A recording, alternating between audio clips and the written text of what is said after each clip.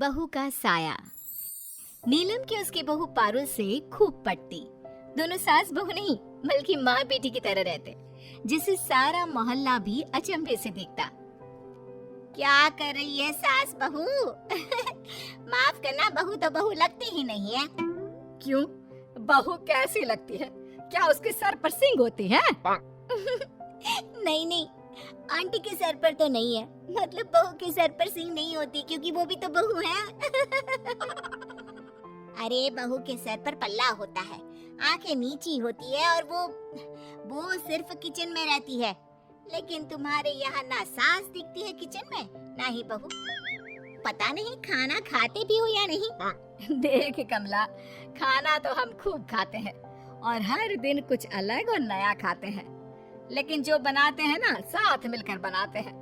तू भी बहू का साथ दे, फिर जल्दी जल्दी काम खत्म करके बहू के साथ ऐश कर। क्यों बहू? तेरी बहू ने तुझे पागल बनाकर रखा है। अरे जो काम उसका है वो तुझसे करा रही है। और ये क्या पहना है? ये पजामा और कुर्ता है। बहू बोल रही थी कि फैशन में यही चल रहा है, तो मेरे लिए भी लेकर आ गई। पड़ोसन जो कि सूरजमुखी के छापे वाली साड़ी पहनकर खड़ी थी। सारी जिंदगी तो साड़ी पहनी, क्या पता कल सास को मिनी स्कर्ट ही पहना दे। पड़ोसन ताने देकर जा रही होती है कि बहू देख रही है ना कितनी जलन भरी है, मेरे लिए तो खास कर। तभी तो माँ, जो जले उसे और जलाओ।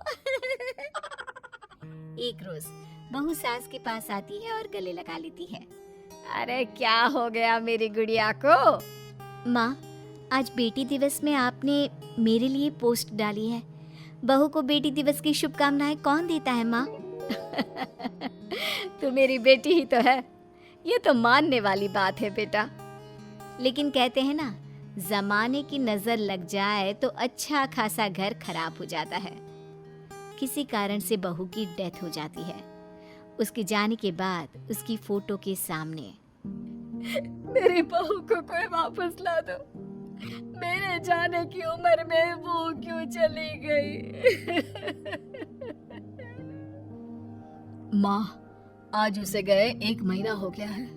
अब तो ठीक से खाना पीना शुरू कर दो, देखो कितनी पतली हो गई हो।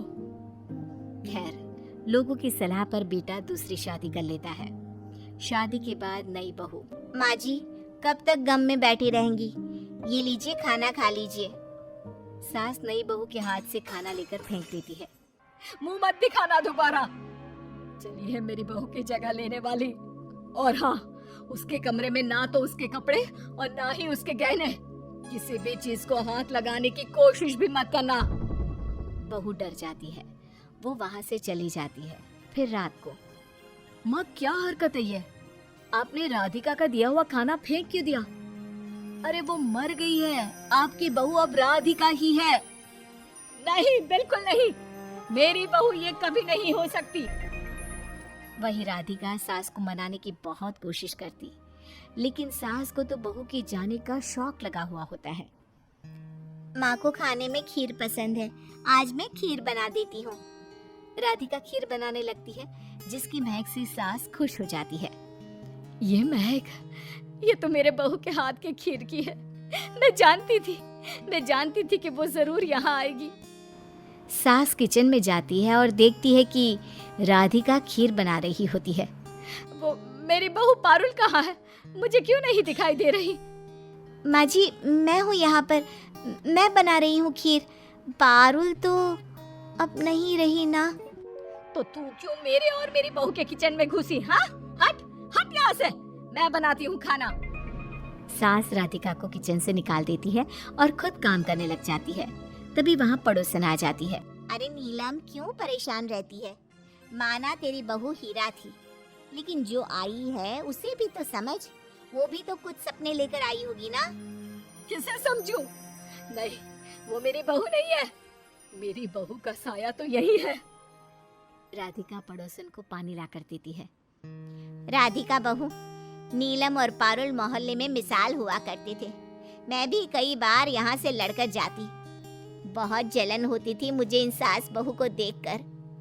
पता नहीं किसकी काली नजर ने घर खराब कर दिया। मैं सब जानती हूँ आंटी जी, लेकिन माँ जी को अपने जीवन को आगे भी जीना है। ऐसे तो नहीं चलेगा ना कि वो सारा दिन बिना खाना पानी के बैठी रहे। खैर, कोई क्या कहता। लोग घर आते, सास को समझाने की कोशिश करते, और ऐसे ही एक दिन ननद आती है। देखिए भाभी, गलती तो आपकी ही है जो माँ ठीक नहीं हो पा रही। पारुल भाभी थी तब तो माँ मुझे भी याद नहीं करती थी, लेकिन आप हैं कि माँ के दिल से पारुल भाभी को निकाल ही नहीं पा रही है।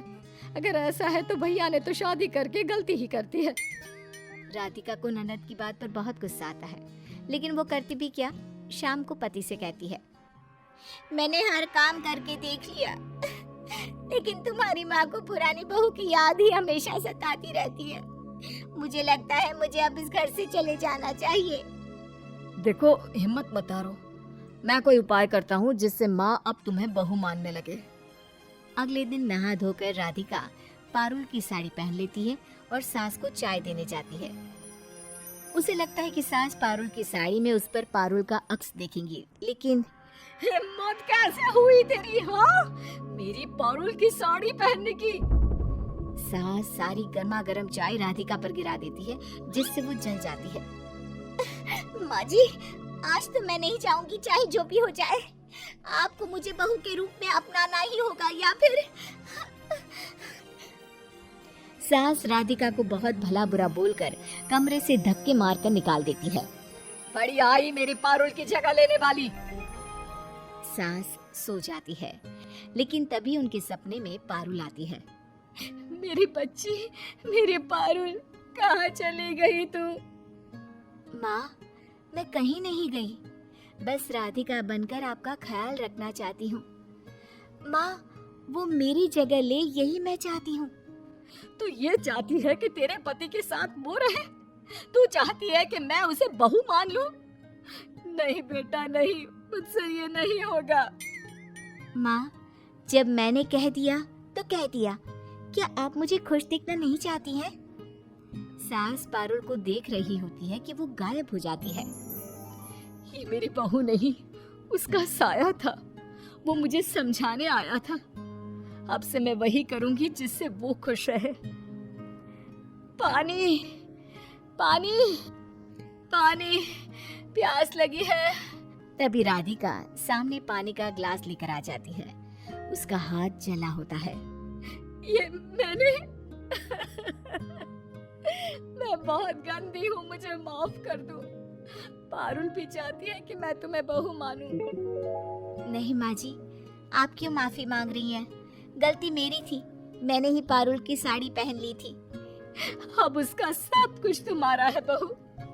पारुल जैसी नहीं, तू जैसी है वैसी ही मंजूर है मुझे। और राधिका सास को गले लगा लेती है।